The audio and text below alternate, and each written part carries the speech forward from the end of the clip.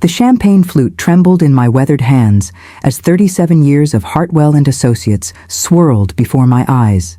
Margaret's retirement party, my retirement party, should have been a celebration, but something felt wrong. The conference room buzzed with forced congratulations and uncomfortable laughter. My daughter-in-law Jessica glided between colleagues, her perfectly manicured fingers adjusting flower arrangements with surgical precision. When she leaned close to whisper, "Drink up," her breath carried the scent of mint and something darker. The crystal felt heavier than it should. I'd built this accounting firm from nothing, survived 3 recessions, and raised 2 sons who barely called anymore. Tonight was supposed to be my victory lap. Instead, I found myself questioning everyone I'd trusted. If you're watching from somewhere that values loyalty over deception, drop your city in the comments below. The bitter aftertaste hadn't even reached my tongue yet, but I already sensed danger. Jessica's smile never wavered as she moved toward the appetizer table, but her eyes darted back to my glass with predatory focus.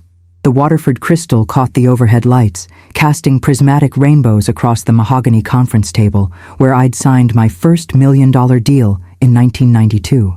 My business partner, Harold, raised his own flute from across the room, his face flushed with what I assumed was celebratory wine. The accounting staff clustered in their usual cliques, junior associates near the window, senior partners by the bar cart. Someone had ordered too many shrimp platters and not enough napkins. The scent of garlic and lemon mixed with expensive perfume and nervous sweat. My secretary of 23 years, Dorothy, approached with a manila envelope tucked under her arm. She looked pale, almost frightened. The gold watch on my wrist, a gift from the partners 5 years ago, ticked louder than the polite chatter surrounding us. Something was definitely wrong with this picture. The envelope Dorothy clutched contained my final profit-sharing statements, but her grip suggested they held more than routine numbers. Her usually perfect silver hair looked disheveled, and she kept glancing toward Jessica with undisguised concern that made my stomach clench. The champagne in my glass had stopped bubbling, sitting flat and lifeless like the congratulations echoing around me. My younger son Michael stood near the copier machine, his tie loosened and his phone pressed to his ear urgently. He'd been whispering for the past 10 minutes, occasionally shooting worried glances in my direction that pierced through the party's facade. The older associates remembered when he was just a gap-toothed kid bringing me drawings during late-night audit seasons.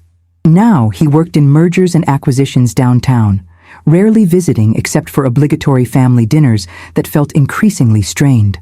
His wife Jessica had made herself indispensable to our family gatherings, always volunteering to organize, always insisting on helping with everything imaginable.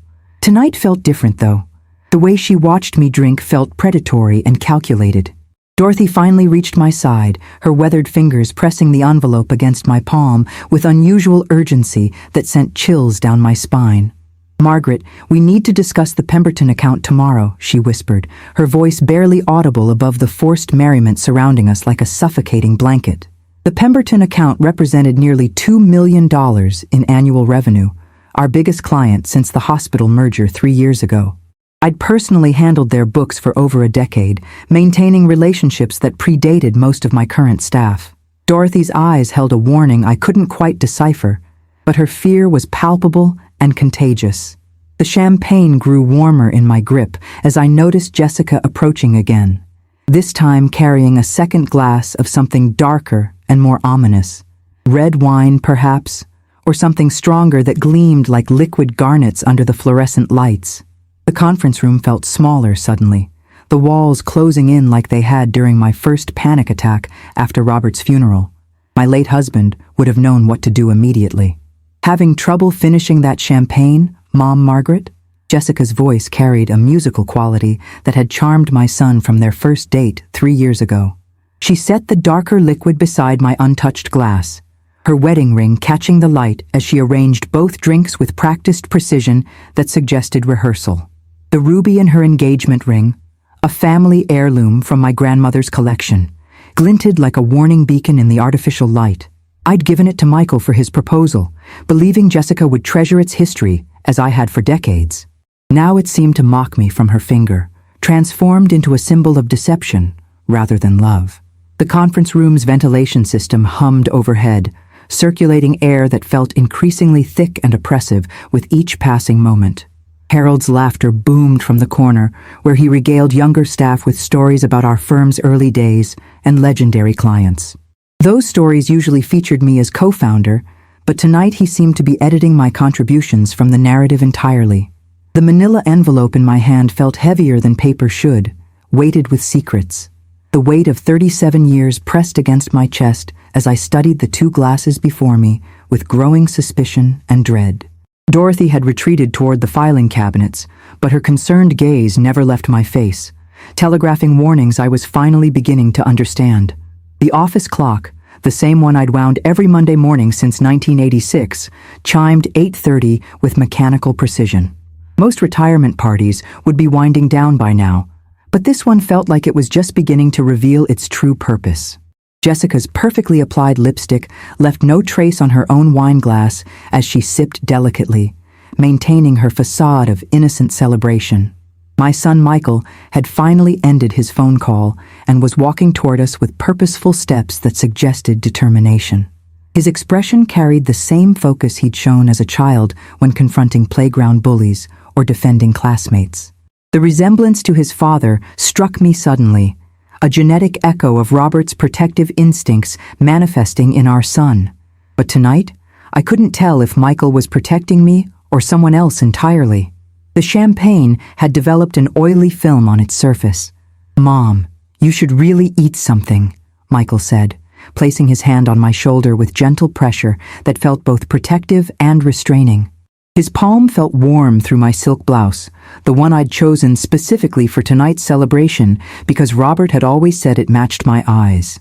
The blouse had been his favorite color, deep emerald green that reminded him of Irish countryside we'd visited on our honeymoon.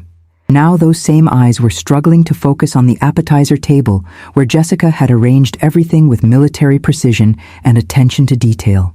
Stuffed mushrooms, bacon-wrapped scallops, and artichoke dip surrounded by carefully fanned crackers created an elaborate display. The presentation looked professional, almost catered, though Jessica had insisted on preparing everything herself throughout the entire afternoon. She'd spent hours in our test kitchen, claiming she wanted tonight to be perfect for my special celebration. The attention to detail should have been touching and thoughtful. Instead, it felt calculated and sinister. Dorothy was now standing near the emergency exit, her coat already draped over her arm despite the party's supposed continuation. The manila envelope's contents rustled as I shifted it to my other hand, keeping both glasses within reach but deliberately untouched. Jessica noticed my hesitation and tilted her head with practiced concern that didn't quite reach her calculating eyes. "Is everything all right, Mom Margaret? You seem distracted tonight," she said with the same solicitous tone she'd used when suggesting I update my will last month. The conversation had felt natural then, framed as concern for my legacy and her desire to understand family finances for future planning. Now every interaction took on sinister undertones that made my skin crawl with recognition. The conference room's fluorescent lights flickered momentarily, casting brief shadows across the assembled faces like masks dropping away. Harold was deep in conversation with our newest partner, Janet Walsh, their heads bent over what appeared to be financial documents spread across the side table. Janet had joined the firm only 6 months ago, bringing impressive credentials and an eagerness to learn our systems that had impressed everyone. Tonight, she looked nervous, constantly checking her watch and avoiding eye contact with me in ways that suggested guilt or complicity. Michael's protective stance beside me triggered memories of similar moments throughout his childhood that warmed my heart despite current circumstances. The time he'd stepped between me and an angry client threatening lawsuits over disputed audit findings. His teenage defense of my parenting choices during a particularly harsh school board meeting about budget cuts. The way he'd held my hand during Robert's funeral, his 23-year-old strength anchoring me through unimaginable grief and loss. But marriage changes people, I'd learned through bitter experience. Love can shift loyalties in ways that surprise even the most devoted sons and daughters. Jessica's influence had been gradual but persistent, like water wearing away stone over years of patient erosion. Small suggestions about my management style that seemed helpful initially. gentle concerns about my advancing age and the stress of running a successful business, thoughtful recommendations about succession planning that always seemed to benefit her vision more than mine or Michael's future. The champagne glass felt slippery in my increasingly nervous grip. Something was happening here, something orchestrated and deliberate and dangerous. Dorothy caught my attention with a subtle gesture toward the door, her expression urgent and pleading in ways that transcended our professional relationship. 23 years of working together had created an unspoken communication system between us that rivals married couples. She knew my coffee preferences, my client quirks, and my family dynamics better than my own children in many ways. Her current distress was palpable, radiating from her slight frame like heat from a fever or electricity from a live wire. The envelope in my hand contained more than retirement paperwork. I was certain now, based on her behavior, an obvious fear. Dorothy's involvement suggested financial irregularities, perhaps audit concerns, or client complaints I hadn't been informed about through normal channels. The Pemberton account she'd mentioned earlier was our most scrutinized contract, subject to quarterly reviews and federal oversight that kept us all vigilant. If something was wrong with their books, it could destroy everything I'd built over nearly 4 decades. The champagne surface reflected the overhead lights like a mirror, showing me fragments of my worried expression. Jessica moved closer, her expensive perfume overwhelming my senses. "You really should drink something, Mom Margaret," Jessica insisted, her tone sharpening slightly despite her maintained smile and concerned facade. "You've been standing there holding that glass for 20 minutes. People are starting to notice your strange behavior." Her observation was accurate, but felt more like a threat than genuine concern for my well-being. The assembled crowd was indeed watching our interaction with varying degrees of interest and curiosity about the family dynamics playing out. Office politics had always fascinated employees, especially when it involved the founding partners and their families in potentially explosive situations. My relationship with Jessica had been cordial, but distant since her marriage to Michael 3 years ago. She'd made efforts to bond, inviting me to spa days and shopping trips that felt forced and awkward rather than natural. I'd attributed our disconnect to generational differences and the natural adjustment period that accompanies any new family member joining established traditions. Tonight suggested deeper, more troubling motivations behind her persistent attempts at closeness. The red wine she'd brought gleamed dark as blood in its crystal prison. My throat felt increasingly dry despite my reluctance to drink. The conference room door opened to admit my older son David, his arrival unexpected and perfectly timed like divine intervention. He worked as a federal prosecutor in the state capitol, specializing in white-collar crime and corporate fraud that kept him busy. His presence at tonight's party hadn't been guaranteed due to an ongoing trial, but here he stood in his charcoal gray suit, scanning the room with trained investigative eyes that missed nothing. Jessica's composure faltered for just a moment when she spotted him, her smile freezing into something resembling a death mask. David had always been suspicious of his sister-in-law's motives, questioning her sudden interest in family finances and her insistence on involvement in business decisions. His legal background made him naturally skeptical of people who tried too hard to please or gain access. The brothers had argued about Jessica's influence during last Christmas dinner, their heated exchange ending with Michael storming out and taking his wife with him angrily. Now David approached our small group with purposeful strides that commanded attention from everyone nearby. His prosecutorial training made him excellent at reading social dynamics. "Sorry I'm late, Mom," David said, kissing my cheek with genuine warmth before acknowledging the others with polite but measured nods. His prosecutor's training made him excellent at reading social dynamics, and I watched his expression shift as he assessed the tension surrounding our little cluster. The champagne glass felt like evidence in my hand, though evidence of what remained unclear and frightening. David's presence changed the entire atmosphere of the gathering in ways that were immediately apparent to everyone. Jessica's carefully orchestrated evening now had an unpredictable element, someone who couldn't be easily manipulated or controlled through emotional appeals. Harold noticed David's arrival and raised his own glass in greeting, but his enthusiasm seemed forced and brittle. The newest partner, Janet, looked positively terrified, clutching her purse like a lifeline while her face drained of all color. Dorothy remained near the exit, her coat still draped over her arm despite the continuing party atmosphere. The manila envelope seemed to pulse with secrets in my grip, its contents calling out for examination and revelation. David's sharp legal mind was already cataloging discrepancies and suspicious behavior patterns. David's sharp gaze moved between the two untouched glasses in front of me, his legal mind clearly cataloging details and discrepancies that others might miss. "Not drinking tonight, Mom?" His question sounded casual, but carried prosecutorial weight that made everyone within earshot tense slightly. Jessica immediately stepped forward to provide explanation, her voice slightly higher than usual and strained with barely concealed anxiety. "Your mother seems overwhelmed by all the attention," she said, placing her manicured hand on my arm with practiced affection that felt cold. "I was just encouraging her to relax and enjoy her retirement celebration like she deserves." The word retirement carried strange emphasis, as if Jessica was reminding everyone present that my career was officially ending tonight whether I wanted it to or not. David's eyebrows rose slightly at her presumptuous tone and obvious attempts to control the narrative. Michael looked increasingly uncomfortable, caught between his wife's expectations and his brother's suspicions that were becoming more obvious.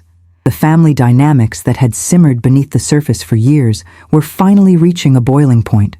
The conference room felt like a courtroom waiting for opening arguments. The envelope Dorothy had pressed into my hands felt warm now, heated by my nervous grip and the weight of whatever revelations it contained. My accounting background had taught me to trust documentation over verbal assurances, paper trails over promises, and good intentions. If Dorothy had discovered financial irregularities, the evidence would be meticulously organized and documented according to her exacting standards. Her 23 years of experience made her one of the most thorough bookkeepers in the region, capable of spotting discrepancies that others would miss entirely. The Pemberton account's complexity required constant vigilance and attention to detail that kept us all sharp. Federal contracts carried strict compliance requirements and severe penalties for violations that could destroy careers and businesses.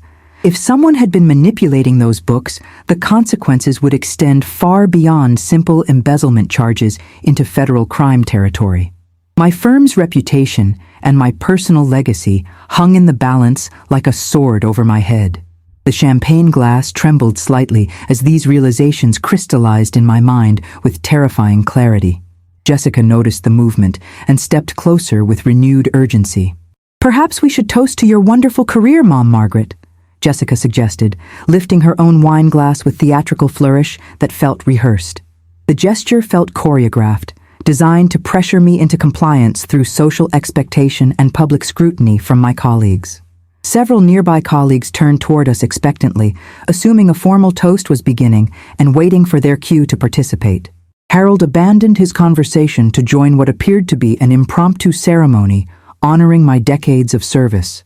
The attention made retreat impossible without causing a scene that would be discussed in office gossip for months to come. Jessica's timing was perfect, calculated to trap me in a moment of public visibility where refusal would seem churlish. Her wineglass caught the light as she held it aloft, waiting for me to mirror her action in this deadly dance. The ruby engagement ring seemed to wink mockingly in the fluorescent glare like a malevolent eye. My hands moved automatically toward the champagne flute, decades of social conditioning overriding my growing suspicions and fear. David watched the exchange with increasing alarm, his prosecutor's instincts obviously triggered by the subtle coercion he was witnessing. The crystal rim touched my lips as the entire room fell silent in anticipation of my response to Jessica's implied toast. The champagne's scent carried hints of something beyond the expected grape and yeast notes, a medicinal undertone that made my stomach clench with sudden understanding. This wasn't paranoia or retirement anxiety or overthinking innocent gestures. This was deliberate and dangerous and carefully planned. My eyes met Dorothy's across the room, her pale face confirming my worst suspicions with silent communication that transcended words. The manila envelope in my other hand suddenly felt like a weapon, its contents potentially capable of destroying more than just Jessica's plans for my future. The silence stretched uncomfortably as everyone waited for me to drink and complete this twisted ceremony. Jessica's smile maintained its perfect facade, but her eyes held something cold and calculating that chilled my blood. The champagne touched my tongue briefly, just enough to confirm the bitter aftertaste that had nothing to do with fermentation or aging. I lowered the glass without swallowing, my decision made with crystal clarity. Whatever game Jessica was playing, I wasn't going to be her willing victim tonight. Instead of drinking, I reached for the red wine Jessica had provided, watching her expression shift from confident expectation to barely concealed panic. "Actually, I think I'll try this instead," I announced, lifting the darker liquid toward my lips with deliberate slowness. The color was wrong, though. Too bright, too artificial looking in the conference room lighting that revealed its synthetic nature. Jessica's hand shot out to stop me, her composure finally cracking completely like a mask falling away. "No, that's not... the champagne would be more traditional for a toast," she stammered, her perfect facade crumbling like paper in rain. The assembled crowd noticed her distress, conversations dying as attention focused on our increasingly dramatic interaction and the obvious tension. David stepped closer, his protective instincts fully engaged, and his legal training recognizing dangerous behavior patterns. Michael looked confused and hurt, finally beginning to understand that his wife's behavior suggested something far more sinister than social awkwardness or nervousness. The red wine glass felt heavy in my hand, another prop in Jessica's elaborate performance that was falling apart. Her carefully constructed plan was unraveling before everyone's eyes. Harold's voice cut through the tension with forced joviality that fooled no one in the room. Ladies, let's not worry about which glass goes with which toast. The important thing is celebrating Margaret's incredible career and achievements." His intervention felt desperate, an attempt to restore normalcy to a situation spiraling beyond anyone's control or understanding. But I noticed he hadn't touched his own drink in several minutes, and his usual ruddy complexion had paled considerably since David's arrival. Janet Walsh stood frozen near the appetizer table, her untouched plate trembling in her hands like autumn leaves. Dorothy remained by the exit, her coat clutched like armor against whatever storm was approaching this seemingly innocent gathering. The office clock chimed 9 o'clock, its familiar sound now ominous in the charged atmosphere that crackled with unspoken accusations. 37 years of trust and friendship were disintegrating before my eyes like sand castles in the tide. The manila envelope seemed to burn against my palm, its secrets demanding immediate attention and action. Jessica's breathing had become shallow and rapid, her control slipping with each passing second that brought her closer to exposure. "Actually, before we toast, I think we should address some business matters," I announced, holding up the manila envelope for everyone to see clearly. The simple gesture caused immediate reactions across the room. Jessica's face went white as parchment, Harold stepped backward as if physically pushed, and Janet Walsh dropped her plate with a ceramic crash that shattered the remaining silence. David moved to my side with protective determination, his legal training recognizing the significance of documentary evidence in explosive situations like this one. Michael looked between his wife and his mother with growing comprehension and horror as the implications became clear. The envelope contained power, I realized, the ability to expose whatever conspiracy had been forming around my retirement like vultures circling prey. Dorothy nodded encouragingly from her position near the door, her 23 years of loyalty finally finding its moment of vindication and purpose. The champagne glass felt forgotten in my other hand, its dangerous contents no longer a threat now that I understood the game being played. The conference room transformed from celebration venue to courtroom as truth prepared to emerge. The contents of Dorothy's envelope spilled across the mahogany conference table like accusations made manifest in black and white. Bank statements, forged signatures, and altered financial records painted a picture of systematic embezzlement that had been occurring for over 18 months.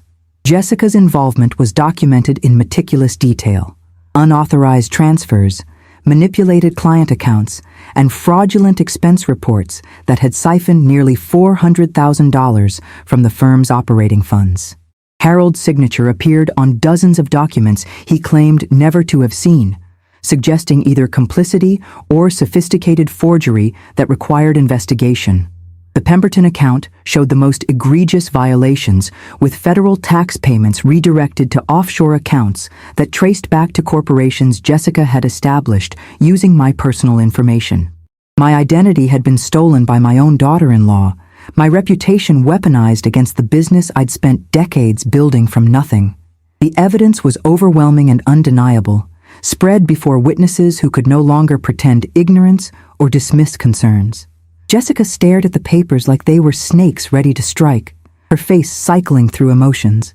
"You switched the glasses," Jessica whispered, her voice barely audible as the full scope of her exposure became clear to everyone present. The admission confirmed what I'd suspected, but hadn't dared to voice. The champagne had been tampered with, likely containing sedatives or worse designed to incapacitate me during crucial moments. Her plan had apparently involved making me appear confused or ill, perhaps providing justification for immediate medical intervention that would remove me from decision-making processes entirely. The red wine had likely been intended as a backup, another vector for whatever substances she'd prepared with such care. David was already on his phone, presumably contacting his colleagues at the prosecutor's office to report the financial crimes we'd uncovered in real time. Michael stood motionless, his face cycling through emotions as he processed his wife's betrayal and the implications for their marriage.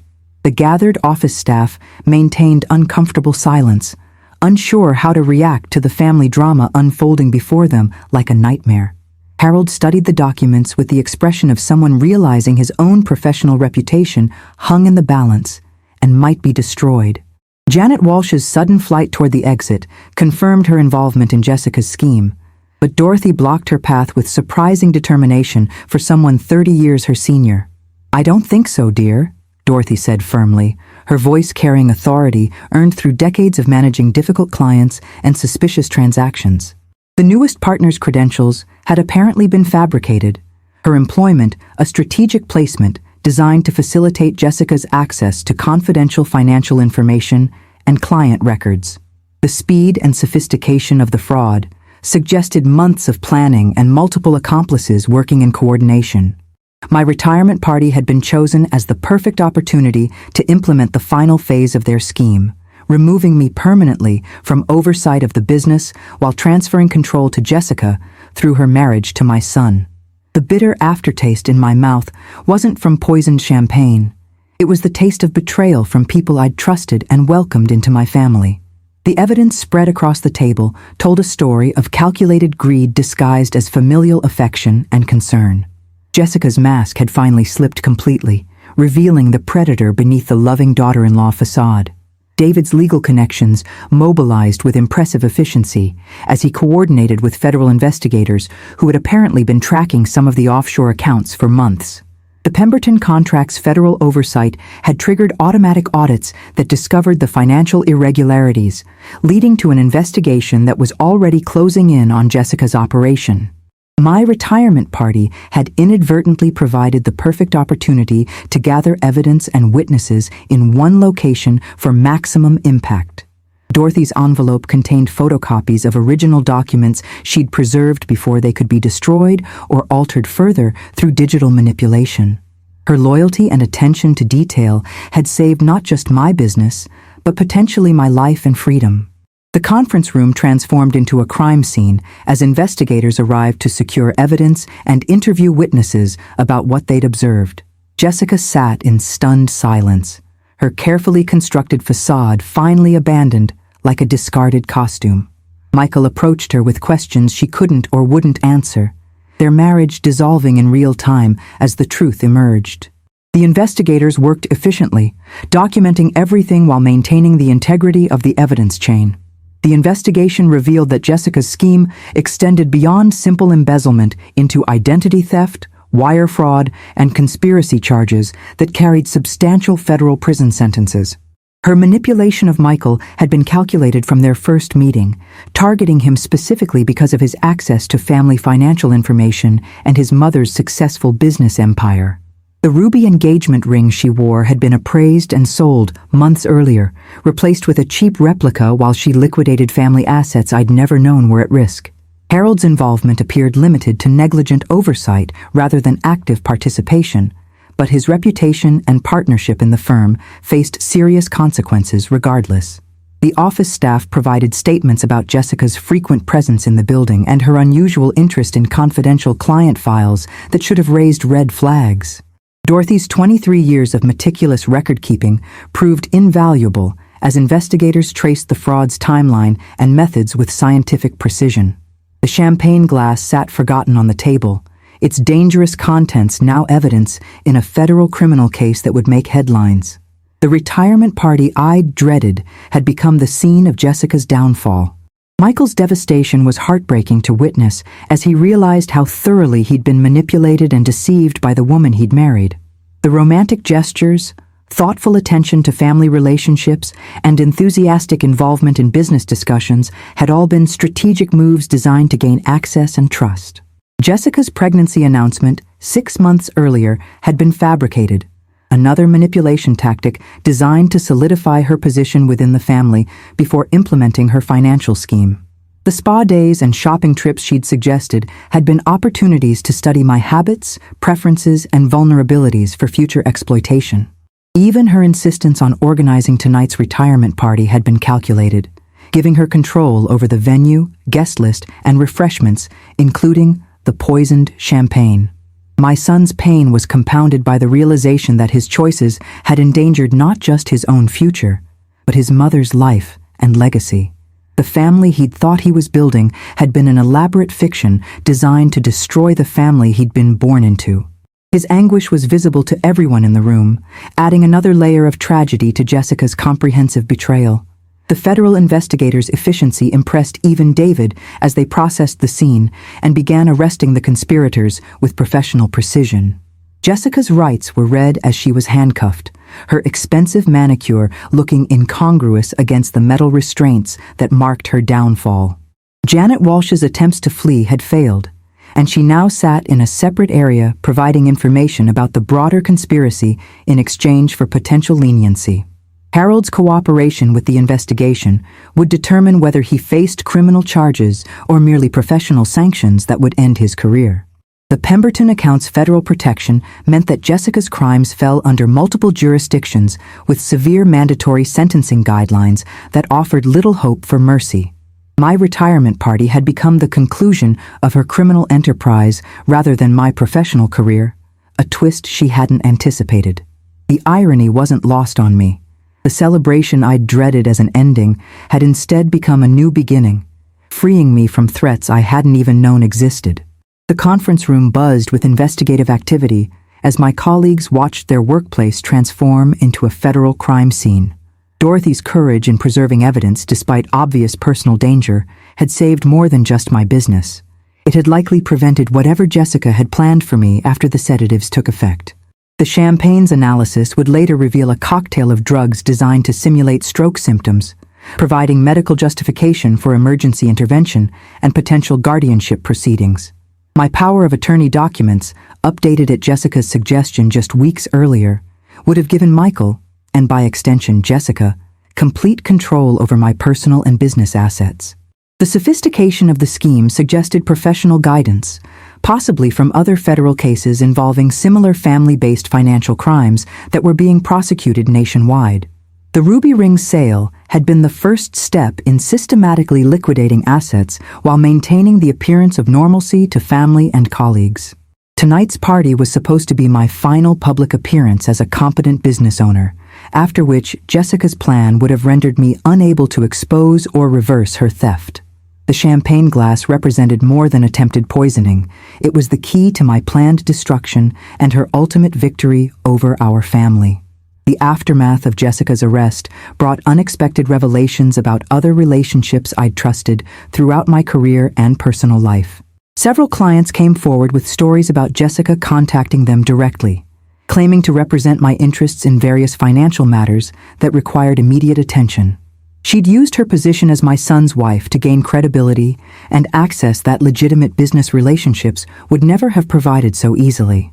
The accounting staff admitted to feeling uncomfortable about her frequent presence in the office, but their respect for family privacy had prevented them from questioning her activities.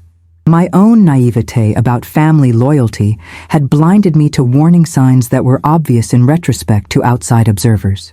The expensive gifts she'd given family members at holidays, her knowledge of business details she shouldn't have had access to, her insistence on involving herself in financial planning discussions, all red flags I dismissed as enthusiasm for family involvement.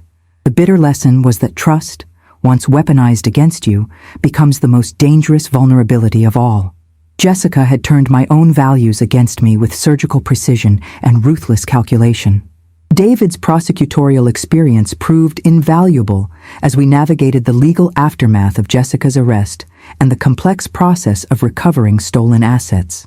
Federal investigators worked to trace the complex web of shell companies and offshore accounts she'd established using my stolen identity and forged documents. The investigation revealed connections to other similar schemes, targeting successful business owners through their family relationships across multiple states. My case would likely serve as evidence in broader prosecutions of organized financial crime rings that specialized in family infiltration. The recovery process would take months, but the investigators were optimistic about retrieving most of the stolen funds and preventing further losses.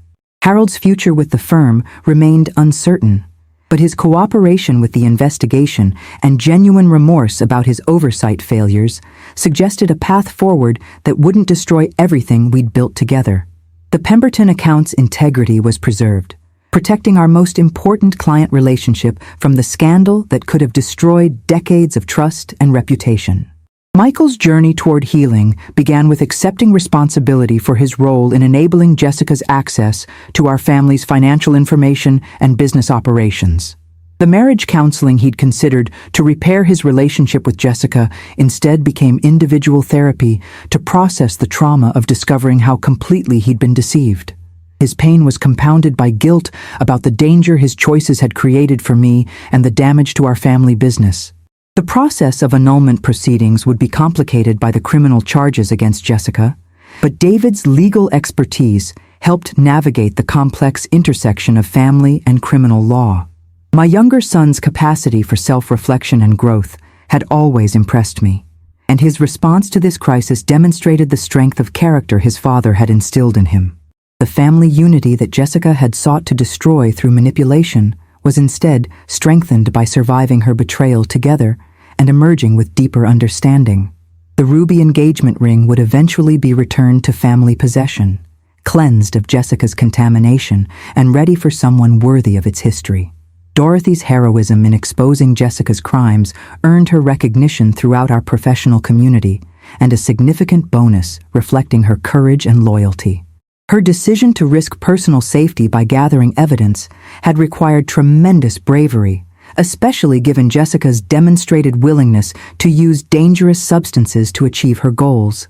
The 23 years we'd worked together had prepared her to recognize when something was fundamentally wrong with our business operations, even when the threat came from within my own family. Her attention to detail and institutional knowledge had been weaponized against criminals who assumed they could manipulate an elderly secretary into compliance or silence. The respect and admiration I'd always had for Dorothy deepened into profound gratitude for her willingness to protect not just our business, but my life. Her actions reminded me that chosen family, those who earn trust through consistent loyalty, often proves more reliable than blood relationships that can be corrupted by greed.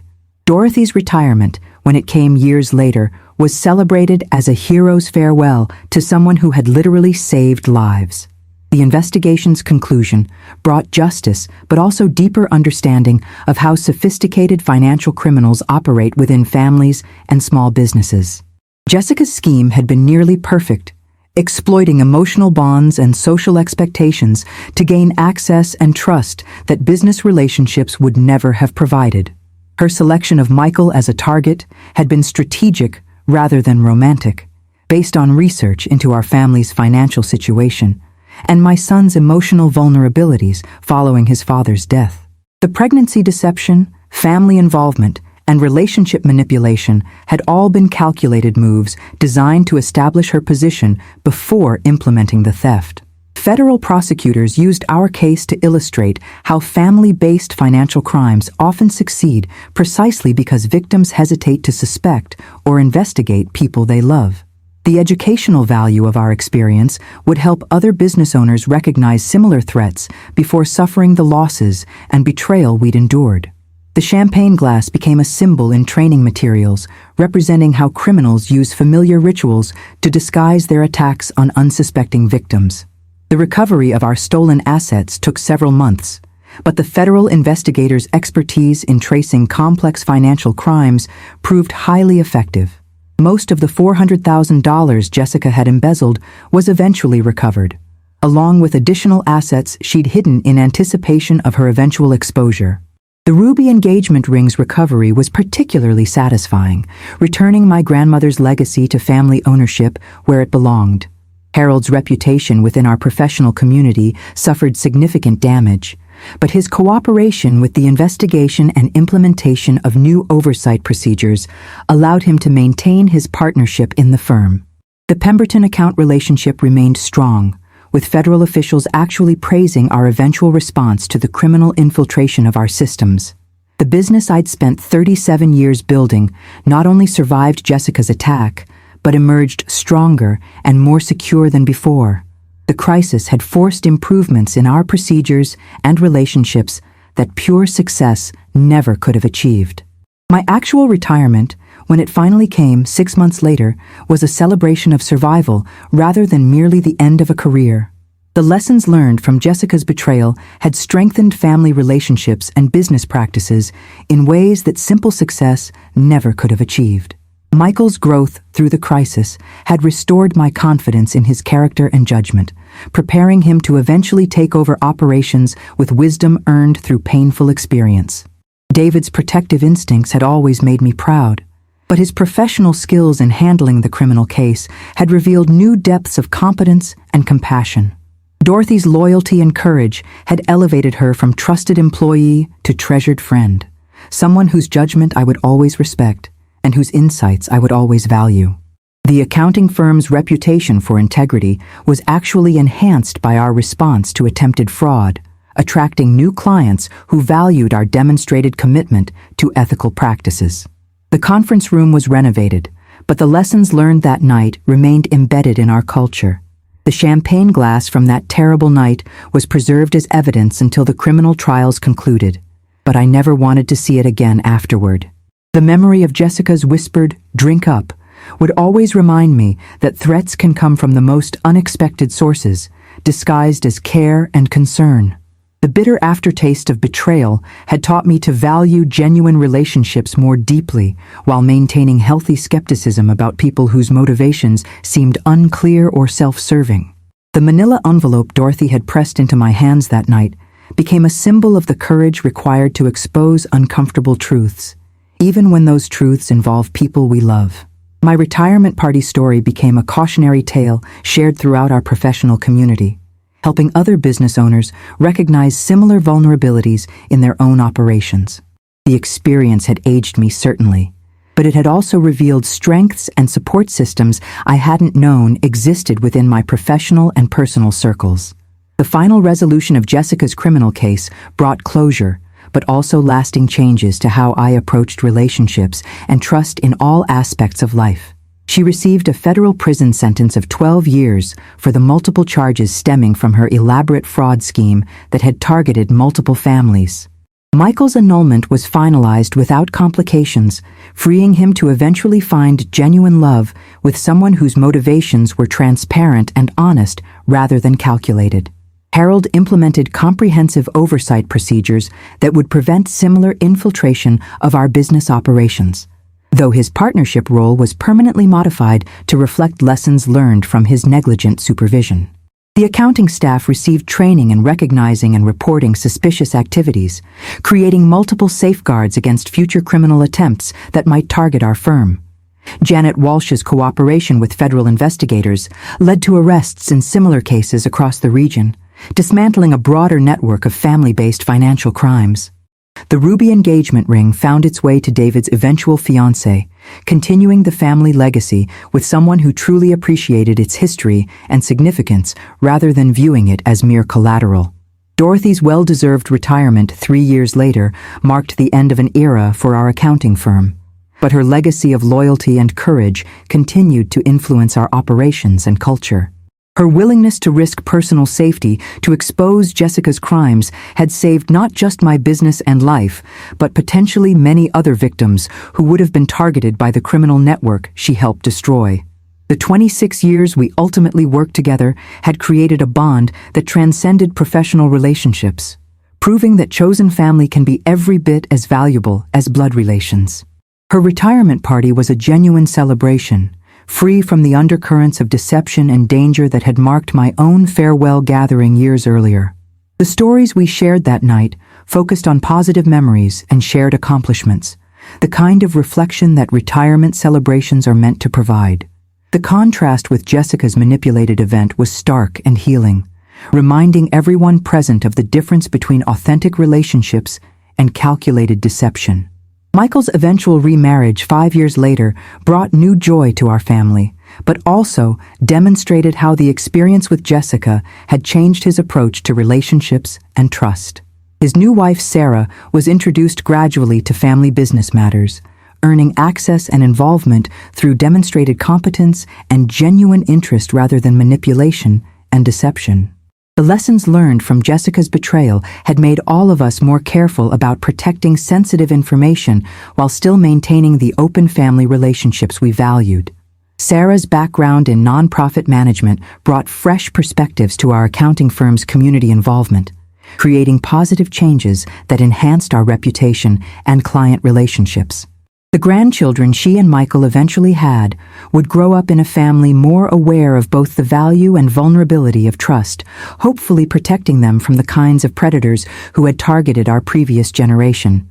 Their wedding was small but genuine, celebrated by people who had earned their place in our lives through consistent loyalty rather than claiming it through blood or marriage.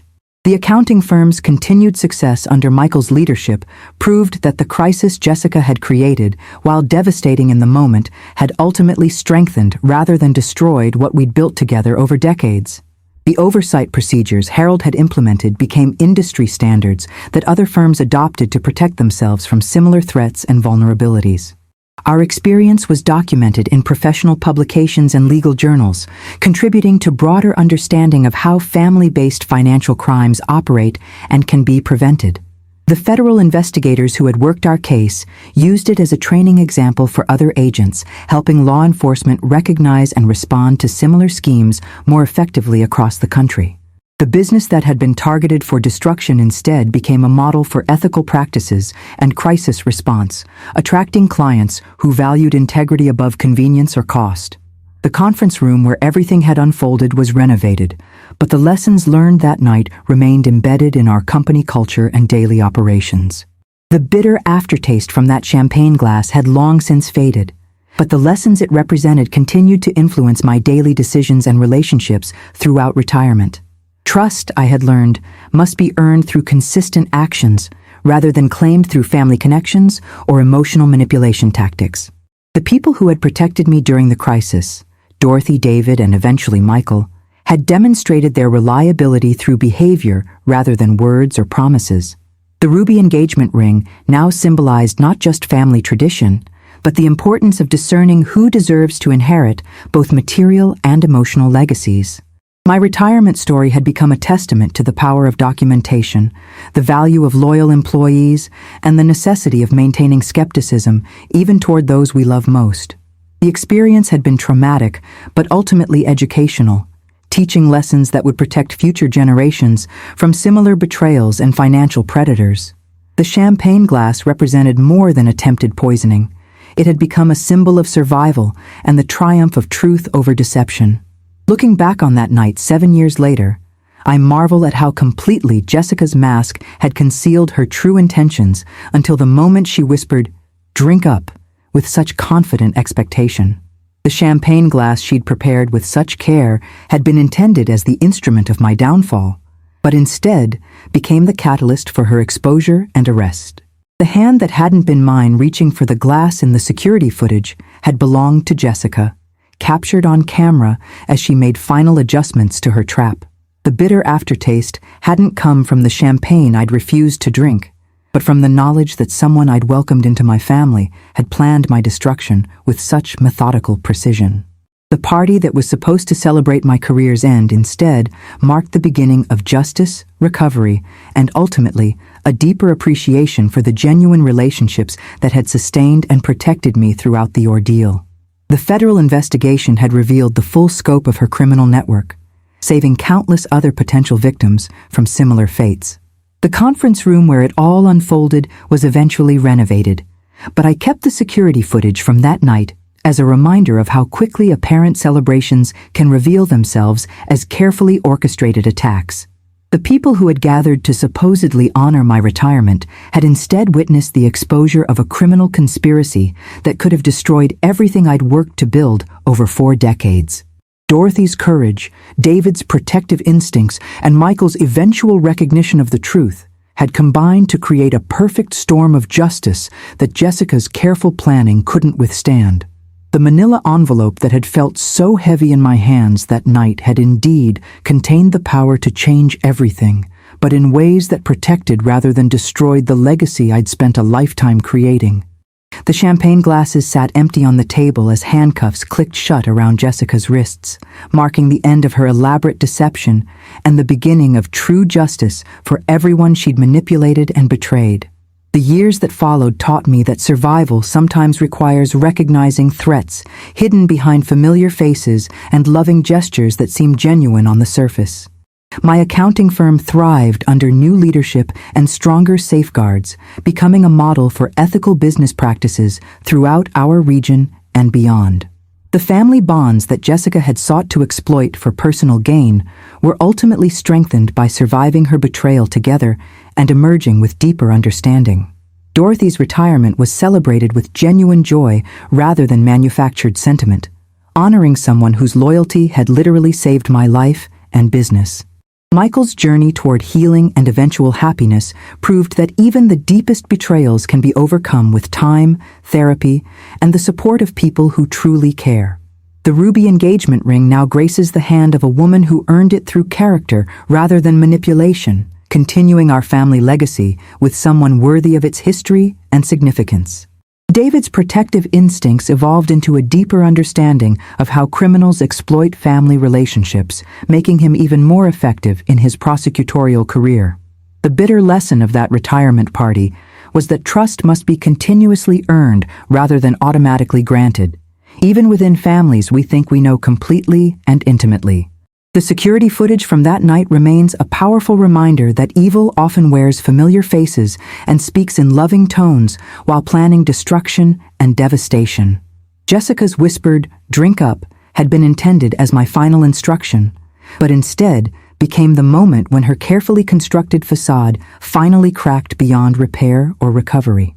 The hand reaching for those glasses on camera had belonged to someone who saw me as an obstacle rather than family, a target rather than a mother figure deserving respect and protection.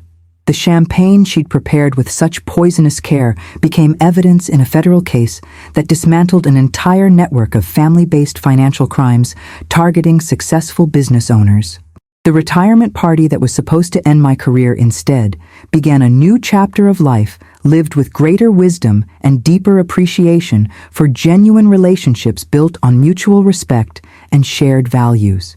If you've ever questioned whether someone's caring gestures might hide darker motivations, trust those instincts and protect yourself accordingly through documentation and verification.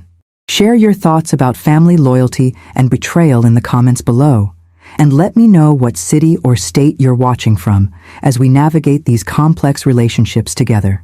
Sometimes the most dangerous enemies are those who claim to love us most.